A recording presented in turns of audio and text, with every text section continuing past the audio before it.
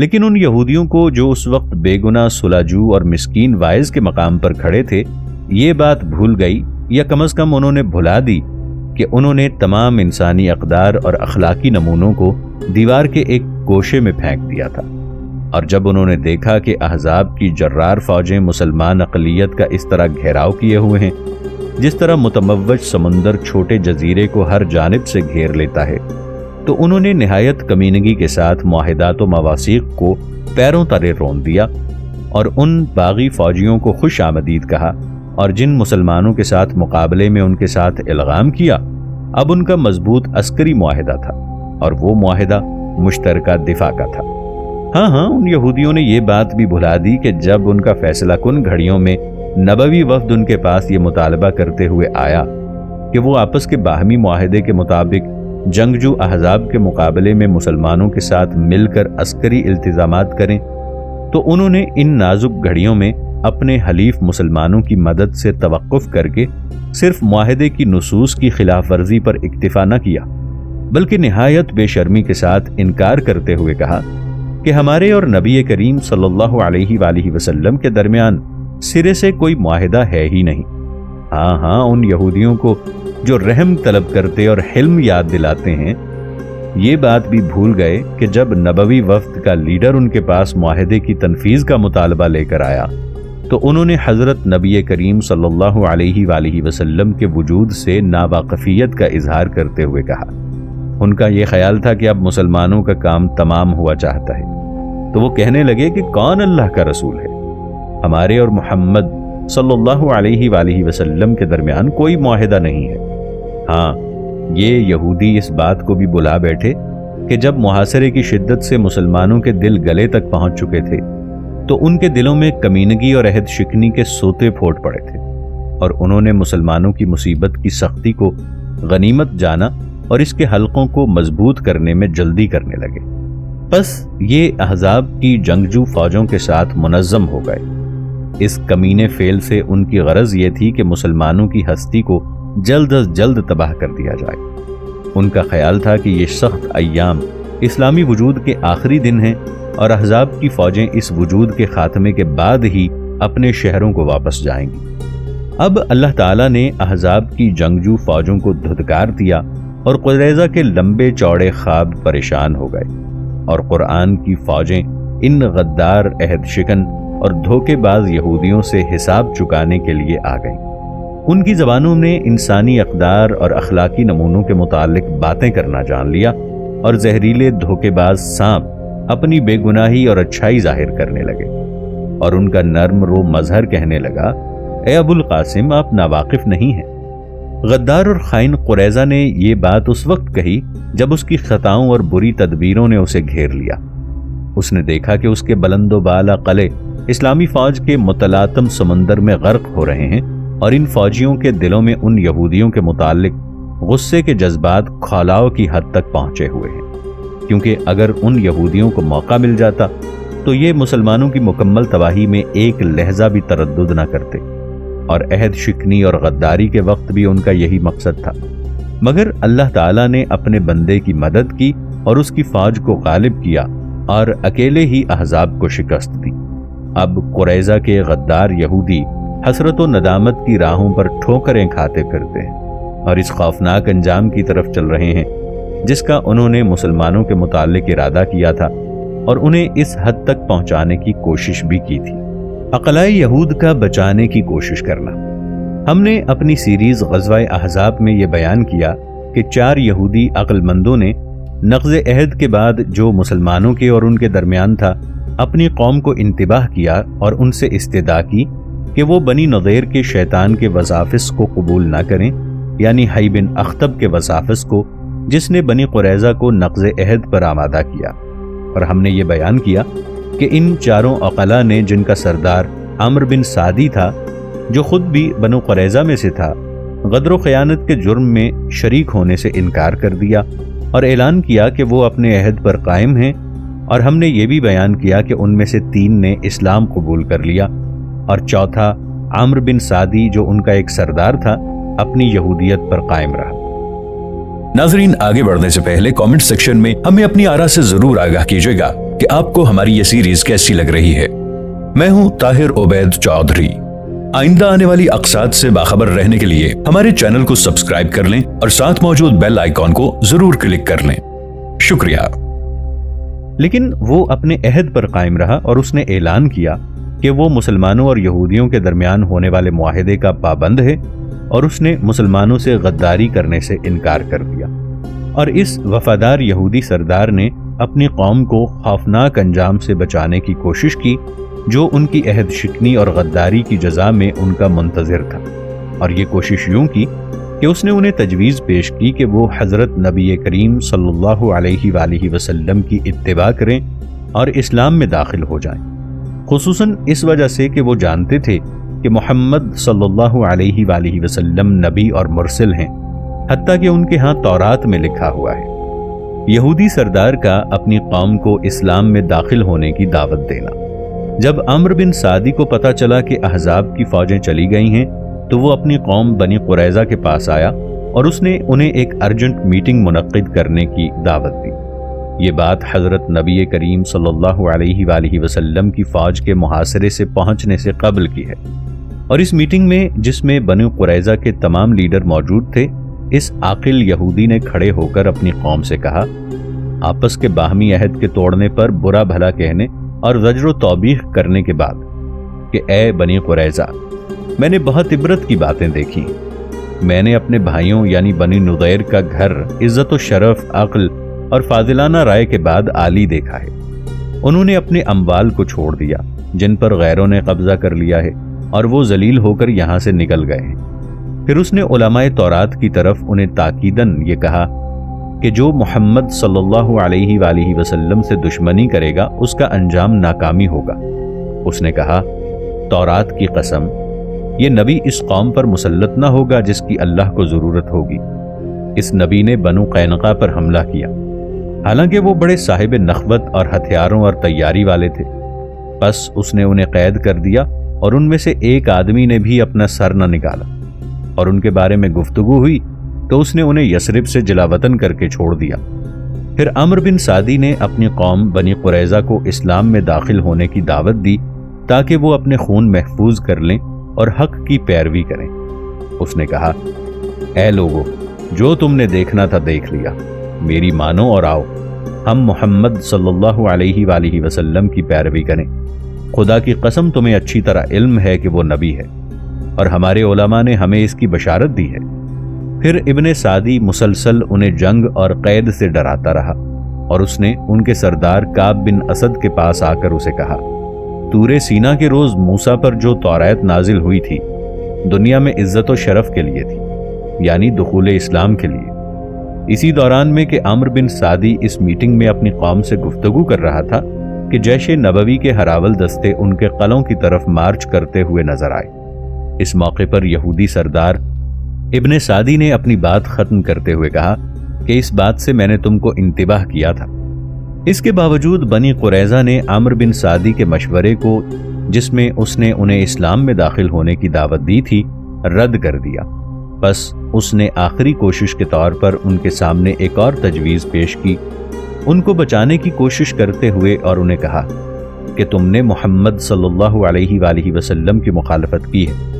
اور میں تمہاری عہد شکنی میں شریک نہیں ہوں، بس اگر تم اس کے دین میں داخل ہونے سے انکاری ہو تو یہودیت پر قائم رہو اور جزیہ دے دو،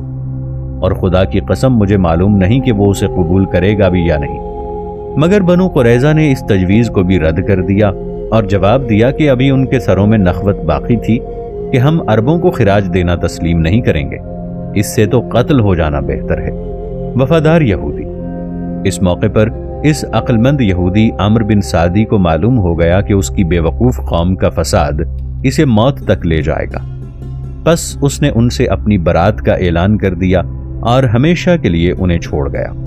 یہ یہودی ابن سعدی اپنی قوم بنی قریظہ کے قلعوں سے رات کے وقت نکلا، جبکہ اسلامی فوج نے ان کا ہر جگہ سے محاصرہ کر لیا تھا،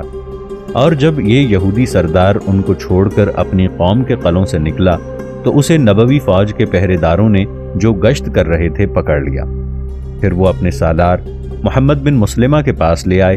اور جب محافظ دستے سالار نے اسے پہچان لیا کہ یہ عامر بن سعدی ہے جس کے شریفانہ موقف کی اطلاع مسلمانوں کو مل چکی تھی، تو اس نے اس کے چھوڑنے کا حکم دے دیا تاکہ وہ آزادی کے ساتھ جہاں جانا چاہتا ہے جائے، کیونکہ اس نے کسی ایسے فعل کا ارتکاب نہیں کیا تھا جو اس کے قتل یا اس کے قید کرنے کو واجب کرتا ہو۔ وہ اپنے عہد پر قائم تھا اور عہد شکنی اور غداری میں بنی قریظہ کے ساتھ شامل نہیں تھا۔ نبوی فوج کے محافظ دستے نے عامر بن سعدی کو آزاد کر دیا،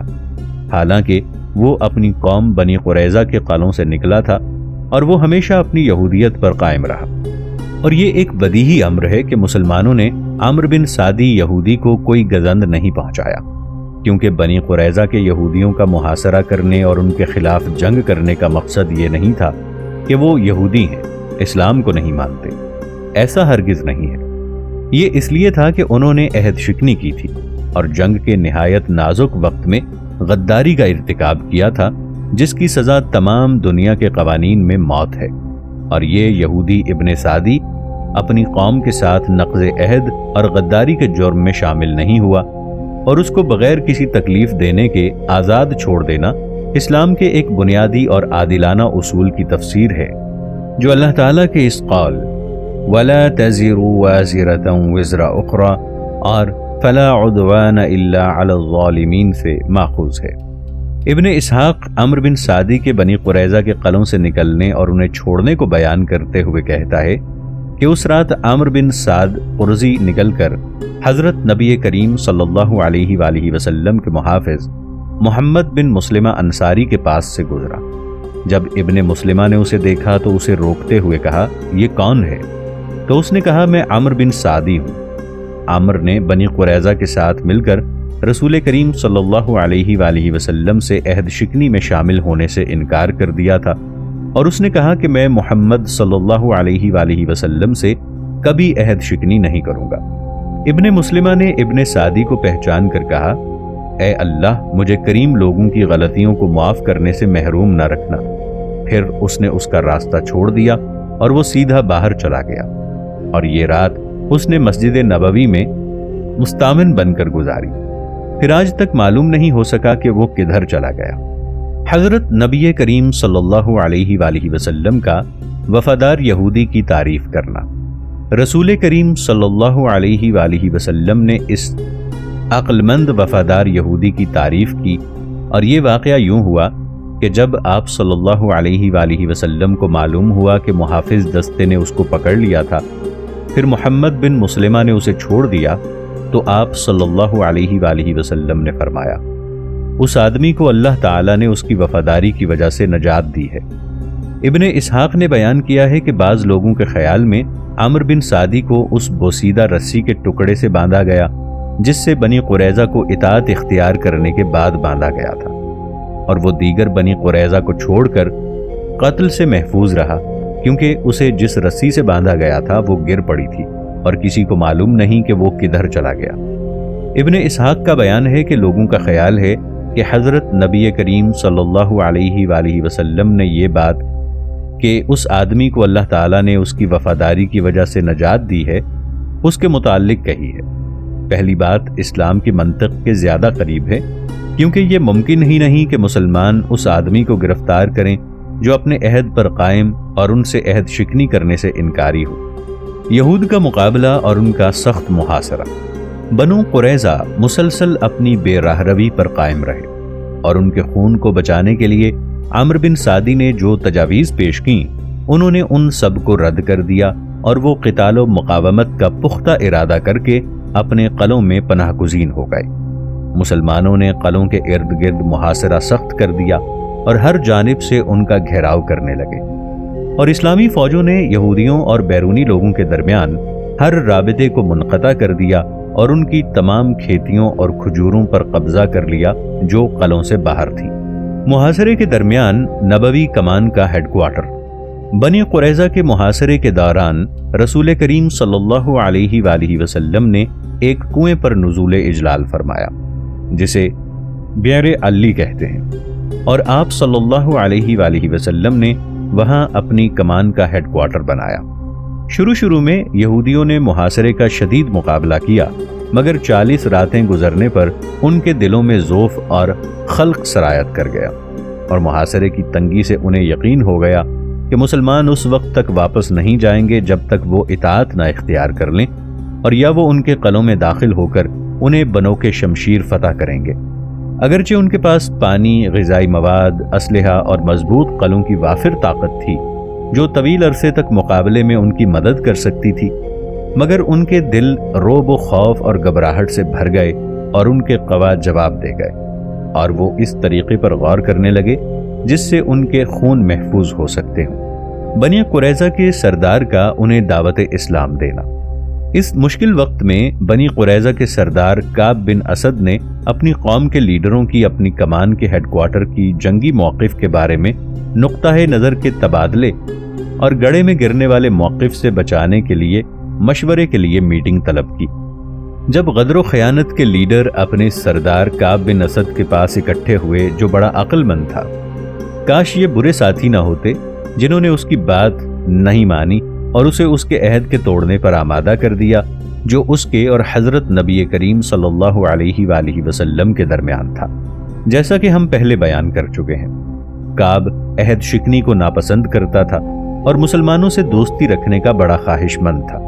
یہی وجہ ہے کہ جب اسے معلوم ہوا کہ احزاب کی فوجیں مدینہ کے نواح میں پہنچ گئی ہیں اور بنی نذیر کا شیطان اسے ملنے آ رہا ہے، تو اس نے اپنے قلعے کا دروازہ بند کر دیا، کیونکہ اسے علم تھا کہ یہ حی صرف اس لیے اس کے پاس آ رہا ہے کہ بنی قریظہ سے مطالبہ کرے کہ وہ مسلمانوں سے عہد شکنی کر کے احزاب کے ساتھ مل جائیں، اور کعب عہد شکنی سے طائف تھا اور اسے مسلمانوں کے ساتھ عہد شکنی کرنے کے برے نتائج کا اس کے وقوع سے قبل ہی اندازہ تھا۔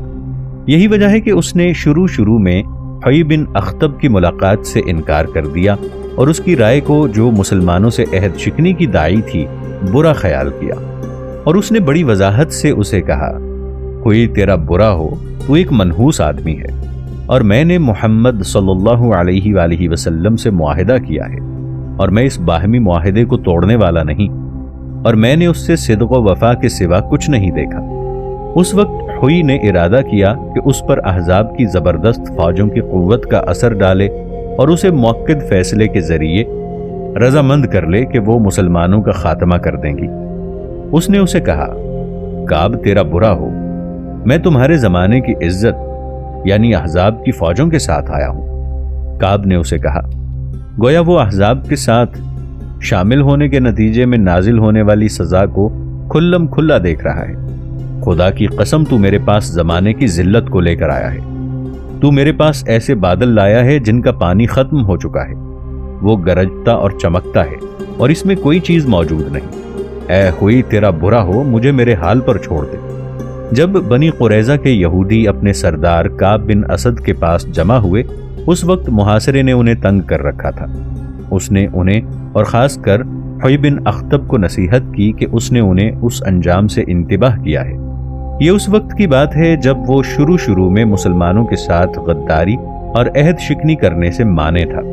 اس نے انہیں اس میٹنگ میں کہا، اے گروہ یہود، جو کچھ تم دیکھ رہے ہو وہ تم پر نازل ہو چکا ہے۔ میں نقض عہد کو ناپسند کرتا تھا۔ پھر اس نے حی بن اخطب کی طرف متوجہ ہو کر کہا، جو کچھ بنی قریظہ سے ہوا ہے یا ہوگا، یہ اس کا ذمہ دار ہے۔ اس نے کہا، مصیبت اور نحوست صرف اس بیٹھنے والے کی وجہ سے ہے۔ جب حی بن اخطب بنی قریظہ کو مسلمانوں سے عہد شکنی اور غداری کرنے پر آمادہ کر چکا، تو اس نے بنی قریظہ کے سردار سے کہا کہ وہ اس کے ساتھ اس کے قلعے میں داخل ہو جائے تاکہ احزاب کی فوجیں جب مسلمانوں کو مکمل تباہ کیے بغیر واپس آ جائیں تو اسے بھی وہی تکلیف پہنچے جو بنی قریظہ کو پہنچی، اور عملاً اس نے حی کے ساتھ یہ عہد پورا کیا۔ بس اللہ تعالیٰ اسے بنی قریظہ کے قلعوں میں لے آیا تاکہ وہ اپنے شریرانہ اعمال کا پھل حاصل کرے اور وہ ان کے انجام تک ان کے ساتھ ان کے قلعوں کے اندر رہے۔